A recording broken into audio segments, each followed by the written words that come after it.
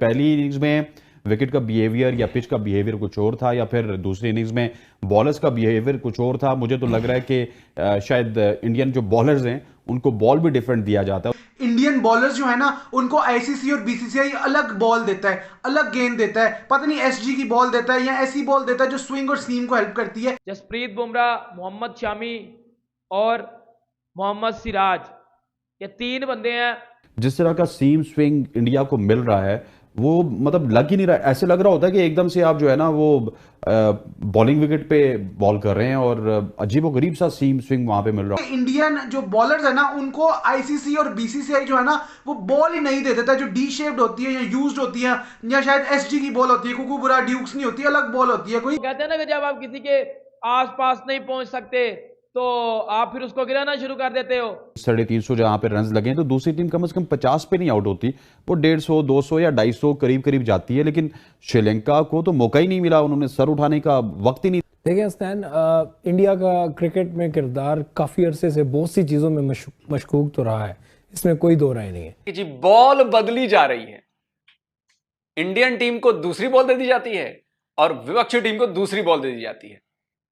तो अब आप समझे कि मैंने ये कहावत क्यों कही कि नाच न जाने आंगन टेढ़ा। जय हिंद दोस्तों। तो दोस्तों, पाक मीडिया ने इस वर्ल्ड कप में अपनी टीम के प्रदर्शन पर बाबर और अपनी पूरी टीम को भर भर के कोसा। फिर जब पाक पब्लिक इनकी इस बकवास से बोर हो गई तो ये लोग कहने लगे कि भारत में पाकिस्तान के मैच के दौरान बीसीसीआई जय श्री राम के नारे लगा रही है। अब ये बहाना जब पुराना हो गया तो इन्होंने दिल दिल पाकिस्तान का नया बहाना ढूंढा और टीवी पे आकर रोना शुरू कर दिया। मगर अब पाकिस्तान टीम जब चारों खाने चित हो चुकी है तो अब पाक मीडिया का सारा बहाना भारत के बॉलर्स के ऊपर आ गया है और अब ये लोग कहने लगे कि भारतीय बॉलर्स के टाइम आईसीसी बॉल चेंज कर देता है, जिसके कारण शमी, सिराज, बुमराह और बाकी सभी भारतीय बॉलर्स विकेट पे विकेट लिए जा रहे हैं। तो भाई, पाकिस्तानी मीडिया अपनी जनता को इस हद तक पागल बनाती है कि जैसे वहां पर लोग नहीं गधे रहते हो। और हैरानी की बात तो यह है कि पाक की जनता इनकी बकवास को सच भी समझ लेती है।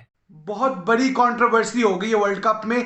इंडियन बॉलर्स जो है ना, उनको आईसीसी और बीसीसीआई अलग बॉल देता है, अलग गेंद देता है। पता नहीं एसजी की बॉल देता है या ऐसी बॉल देता है जो स्विंग और सीम को हेल्प करती है, जिससे इंडियन बॉलर्स जो है ना सेकंड इनिंग्स में बहुत आउट करने लग जाते हैं। इंडियन जो बॉलर्स है ना, उनको आईसीसी और बीसीसीआई जो है ना वो बॉल ही नहीं दे देता, जो डी शेप्ड होती है या यूज्ड होती है, या शायद एसजी की बॉल होती है, कुकुबरा ड्यूक्स नहीं होती, अलग बॉल होती है कोई, और उससे वो आउट करने लग जाते हैं। मतलब सिराज और शामी जैसे बॉलर्स भी, एलन डोनाल्ड, जॉन पॉलक, मकाई एंटीनी लगने लग जाते हैं। इस पे इन्वेस्टिगेशन होनी चाहिए कि इंडियन बॉलर्स जो हैं वो एक्स्ट्रा ऑर्डिनरी कैसे परफॉर्म कर रहे हैं, जबकि दुनिया के हर बॉलर इसी पिच पे बॉल करता है तो वो ऑर्डिनरी लग रहा होता है। मतलब जब बैट्समैन बैटिंग करते हैं इंडिया के तो 350 करते हैं और 55 पे वो बॉल आउट कर देते हैं ऑपोजिशन को।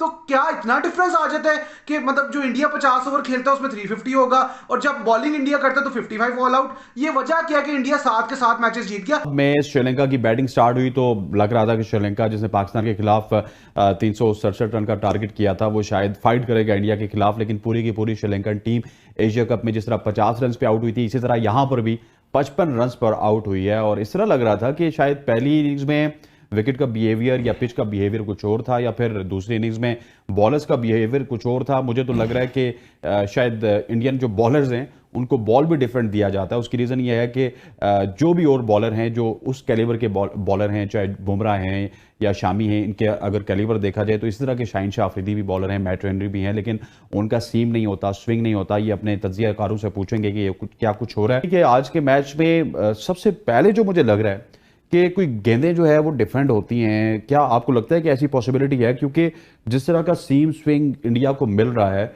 वो मतलब लग ही नहीं रहा। ऐसे लग रहा होता है कि एकदम से आप जो है ना वो बॉलिंग विकेट पे बॉल कर रहे हैं और अजीबोगरीब सा सीम स्विंग वहां पे मिल रहा होता है। यार बिल्कुल ऐसे ही हसनैन, हमें समझ नहीं आता कि हमेशा बैटिंग जब हो रही होती है तो फिर जो प्लेयर्स खेल रहे हैं वो अच्छा खेल रहे होते हैं, मगर जहाँ इंडिया की बॉलिंग शुरू होती है और वहाँ पर हमने देखा है कि कुछ डीआरएस डिसीजन जो हैं वो भी इंडिया के फेवर में बहुत ज़्यादा गए। थ्रू आउट 8 से मेरे ख्याल में 7 से 8 डीआरएस ऐसे हुए हैं कि बड़े क्लोज थे वो, और जो कि वो क्लोज टू द स्टंप्स भी रहे हैं, एलबीडब्ल्यू भी रहे हैं, वो इंडिया के फेवर्स में गए या दूसरी टीमों के फेवर्स में गए।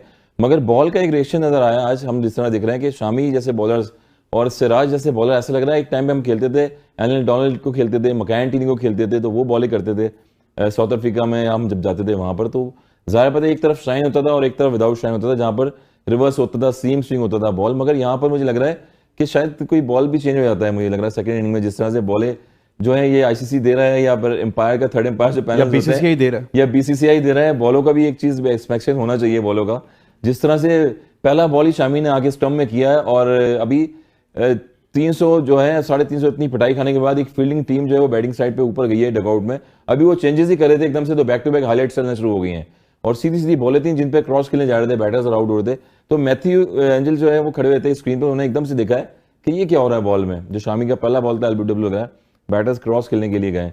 तो कहीं ना कहीं मुझे लग रहा है कि बॉलें भी चेक करानी चाहिए जिस तरह बाकी से। सर ये बड़ी डिबेट है कि बॉल को चेक करवाना चाहिए, क्योंकि उन्हीं पिचेस पे दुनिया के तमाम बॉलर्स ऑर्डिनरी लग रहे हैं, लेकिन इंडियंस एक्स्ट्रा ऑर्डिनरी क्यों लग रहे हैं? देखिए दोनों एंड से माना कि दोनों एंड से, उस जमाने में तो हमारे दौर में तो एक ही बॉल चलता था और अगर बुराना हो या सेमी उसको शाइन करते थे, थोड़ा सा रफ करते थे तो स्विंग भी होता था, रिवर्स भी, और सीधा भी जाता था बॉल वो। मगर यहाँ पर माना कि दोनों एंड से नई बॉलें चल रही हैं, मगर फिर भी 3 स्लिपें ली हुई इंटरनेशनल करियर में आपने विकेट यहाँ पर मैच में। और फिर कीपर जो है के राहुल, यानी कि वो बॉल को कैप कहाँ पर करें, इट मीन्स के बॉल में कोई हार्डनेस भी है और कुछ एक्स्ट्रा मुझे लग रहा है कि बॉलिश कोटेड बॉल, एक्स्ट्रा लेयर भी है, कोई कोडिंग होगी कोटेड, हाँ कोटेड जिस तरह बॉलें होती हैं वो टाइप की भी मुझे लग रही है। तो इंस्पेक्शन एक जरा होना चाहिए इस चीज पे, ताकि पता लगे। टेप बॉल में जिस तरह दूसरे कप्तान बॉल को चेक करते हैं ना, अब पाकिस्तान का अगर इंडिया से मैच आ गया ना, उनको बॉल चेक करना चाहिए कि हमने इस बॉल से खेला, यही बॉल एग्जैक्टली बॉल चेक करना चाहिए। इस पे होनी चाहिए चीजें डिबेट, क्योंकि शामी ने 18 रन देके 5 आउट किए, सिराज आए तो उन्होंने 3 आउट कर दिए हैं। तो मेरा मतलब समझ नहीं आ रहा कि टॉप इंटरनेशनल प्लेयर बैटर्स खेल रहे हैं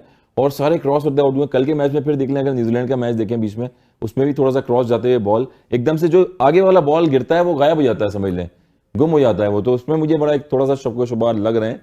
मेरे ख्याल में चीजें नोटेड होनी चाहिए। जरा पता करें कॉन्स्पिरेसी क्या बना रहा है बीसीसीआई, जो board of control for cricket in India, और इंडियन क्रिकेट काउंसिल जो आईसीसी है, इंटरनेशनल क्रिकेट काउंसिल तो है नहीं, इंडियन क्रिकेट काउंसिल है। तो ये उनका कहना है कि इसको पता लगाते हैं कि क्या वजह है। वो बहुत ज्यादा जो है ना कह रहे हैं कि इसमें कोई समथिंग इज फिशी, दाल में कुछ काला जरूर है। उन्होंने ये भी कहा कि जो डीआरएस डिसीजन होते हैं ना, मैंने कल आपको कहा था कि DRS is doubtful review system, decision review system नहीं है। उन्होंने कहा कि ये सारे डिसीजन इंडिया के फेवर में जाते हैं, पाकिस्तान के अगेंस्ट जाते हैं। जैसे हारिस राउफ को नॉट आउट, वो उसकी बॉलिंग पे नॉट आउट दे दिया था साउथ अफ्रीका के टेल एंडर्स का, और पाकिस्तान मैच जो है वो हार गया था साउथ अफ्रीका से।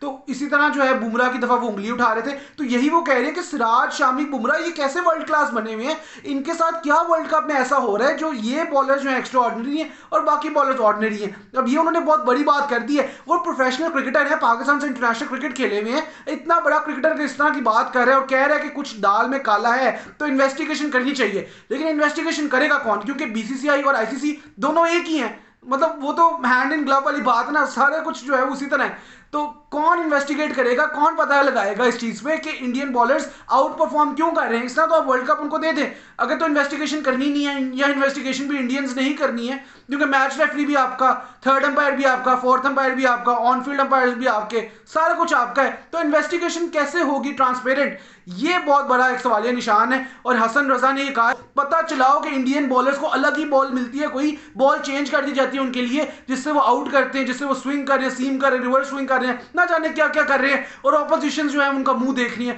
उन्होंने ये भी कहा कि एंजेलो मैथ्यूज बैठे हुए ड्रेसिंग रूम में हैरान हो रहे थे कि ये एकदम से किस तरह की बॉलिंग हो रही है, ये ऐसे ऐसे बॉल बनाना की तरह घूम रही है, मतलब वो अंदर करा रहा है ऐसे अंदर आ रही है, समझ से बाहर है ना चीजें। क्योंकि हैरान होगा कोई प्रोफेशनल क्रिकेटर जिसने क्रिकेट खेली हुई है कि फर्स्ट इनिंग्स में जो है कंप्लीटली बैटिंग ट्रैक होता है और सेकंड इनिंग्स में जो है वो एकदम से बॉलिंग पिच हो जाती है। अब पता नहीं वो पिच चेंज करते हैं या नहीं करते, ये तो मुझे नहीं पता, क्योंकि ये मुश्किल है करना, टीवी पे सारे देख रहे हैं, लेकिन बॉल तो कभी जूम करके दिखाई नहीं जाती। और आम लोगों को क्या पता यार कि बॉल चेंज होती है या नहीं, या इसमें पता नहीं अब कौन मिला हुआ कौन नहीं मिला। ये लोग कह रहे हैं कि जी बॉल बदली जा रही है, इंडियन टीम को दूसरी बॉल दे दी जाती है और विपक्षी टीम को दूसरी बॉल दे दी जाती है।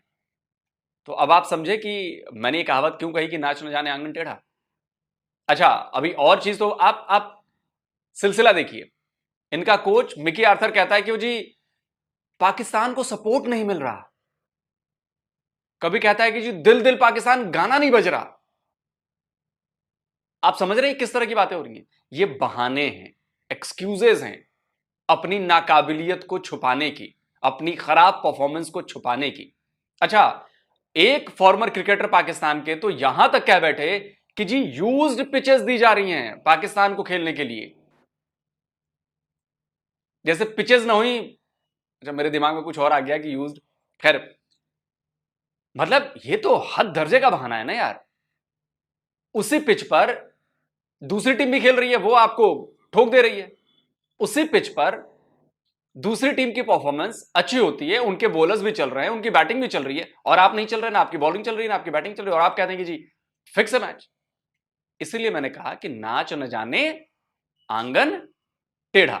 तो दोस्तों पाकिस्तान में हर कोई एक दूसरे को झूठ का चूरन खिलाता है, मतलब ये लोग टीवी पे आकर कुछ भी बोल जाते हैं। पाकिस्तानी जनता और मीडिया को लगता है कि इनकी बकवास कोई नहीं सुनता, इसलिए इनके एक्स क्रिकेटर भी ऐसी बात बोल जाते हैं जिसका ना तो कोई सर होता है और ना ही कोई पैर। और यही चीज हसन राजा ने भी कर दी है, मतलब ये लोग 2 पैसों के लिए अपना ईमान बेचकर कुछ भी बोलने के लिए तैयार हो जाते हैं। पाक टीम ने इस वर्ल्ड कप में अच्छा प्रदर्शन नहीं किया और उसको सुधारने की बजाय ये लोग बहाने बनाते फिर रहे हैं। तो दोस्तों हसन रजा की इस बकवास पर आपका क्या कहना है वो मुझे नीचे कमेंट बॉक्स में बताएं। मिलते हैं अगली वीडियो में। जय हिंद।